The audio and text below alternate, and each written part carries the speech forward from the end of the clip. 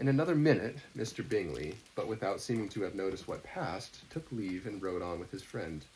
Mr. Denny and Mr. Wickham walked with the young ladies to the door of Mr. Phillips's house, and then made their bows, in spite of Miss Lydia's pressing entreaties that they would come in, and even in spite of Mrs. Phillips's throwing open the parlour window and loudly seconding the invitation.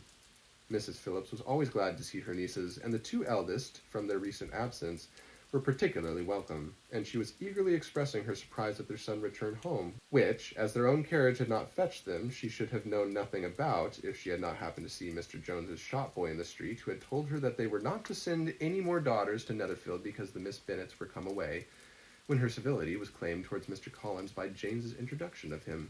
She received him with her very best politeness, which he returned with as much more, apologizing for his intrusion, without any previous acquaintance with her, which he could not help flattering himself, however, might be justified by his relationship to the young ladies who introduced him to her notice.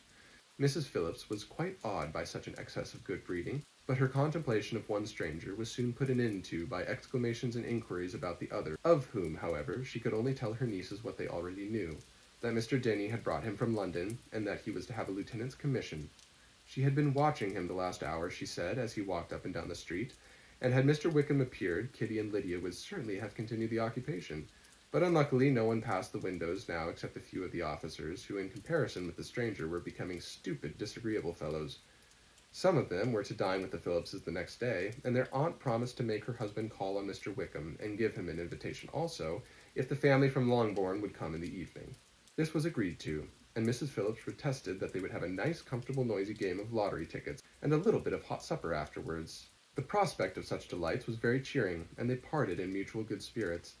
Mr. Collins repeated his apologies in quitting the room, and was assured with unwearying civility that they were perfectly needless.